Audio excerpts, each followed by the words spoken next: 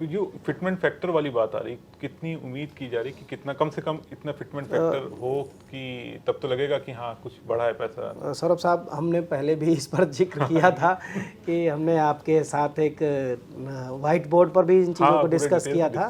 मैं फिर वही बात कहूँगा कि मैं ज़्यादा और कम की बात नहीं करूँगा, मैं एक रिलायबल जो फिटमेंट फैक्टर है, मतलब जस्टिफाइड जी, कि अगर हमें नहीं भी मिलता है, केवल जो फैमिली यूनिट्स है हमारी वो 3 से अगर बढ़कर के 4 भी हो जाती हैं, जैसा कि हमारी डिमांड 5 की है, जी, लेकिन हम कह रहे हैं कि सरकार 5 नहीं देती है, 4 भी देती है और कुछ ग्रोथ देती है 15-20% की, तो भी 2.64 का जो फिटमेंट फैक्टर है वो हमें मिलना चाहिए मिनिमम। जी, जी, इतना तो मिलना ही चाहिए, यही जस्टिफाइड है।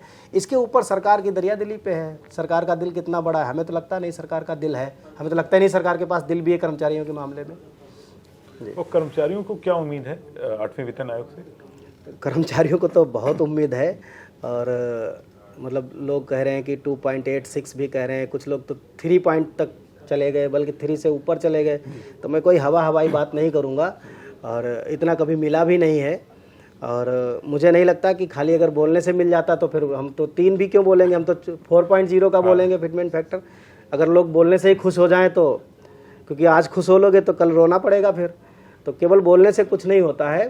तो मैं यही कहूँगा कि 2.64 के ऊपर जितना चला जाए उतना हमारे लिए बेहतर होगा।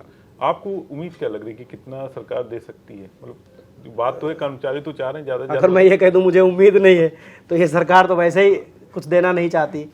तो उम्मीद की बात मैं नहीं कहूँगा, मैं ये बात कहूँगा कि हम लोग चूँकि सरकारों के साथ बैठते हैं, जब ये इस सारे मुद्दे होते हैं उनसे बातचीत करते हैं, अपना प्रेशर बनाते हैं, ज़रूरत पड़ती तो आंदोलन करते हैं, बहुत तरह के कैंपेन चलाते हैं। तो मैं यही कहूँगा कि एक रिलायबल जो फिटमेंट फैक्टर है वो हमें मिलना चाहिए, जो हमारी ज़रूरत है वो मिलनी चाहिए।